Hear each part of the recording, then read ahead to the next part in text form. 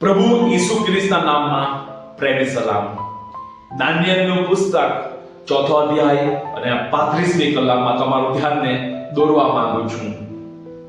પૃથ્વીના સર્વ રહેવાસીઓ તેમની આગળ એટલે કે પરમેશ્વરની આગળ કંઈ જ વિશાખમાં નથી.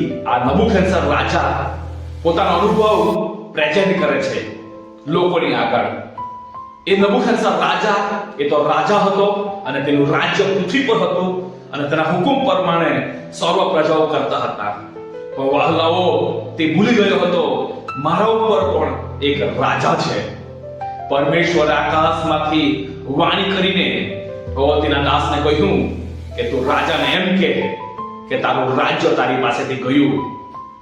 તારો વાસ એક જંગલી પશુઓની સાથે કરવામાં આવશે, પક્ષીઓની સાથે, અને તું બળદની જેમ ઘાસ ખાશે. અને વહાલાઓ તેવું જ થયું. નબુકદનેસરનું રાજ્ય પલમાં જતું રહ્યું અને તે જંગલોમાં તેને હાંકી કાઢવામાં આવ્યો અને તેનો વાસ એ જંગલી પશુઓના સાથે થયો અને બળદની જેમ તેમણે ઘાસ તેમનું ભોજન હતું. વહાલાઓ પરમેશ્વર આપણો અધિકારી છે.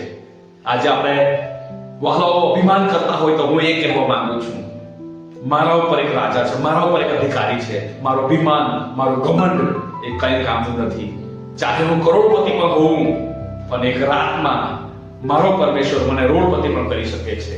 એ તમને પણ ધનવાનમાંથી ભિખારી બનાવી શકે છે અને ભિખારીમાંથી તમને ધનવાન કરી શકે છે. કેમ કે આકાશમાં અને પૃથ્વી પર એ જીવિત પ્રભુ પરમેશ્વરનો અધિકાર છે. એટલા માટે આપણે નમ્ર બનીએ, દીન બનીએ, કેમ કે આપણો પ્રભુ મહાન અને પરાક્રમી પરમેશ્વર છે. આજે મારી પાસે હજારોનું તોડું છે, કાલે કદાચ એ તોડ મારી પાસે ના રહી. આજે મારી પાસે બેંક બેલેન્સ છે, કાલે કદાચ મારી પાસે ના રહી.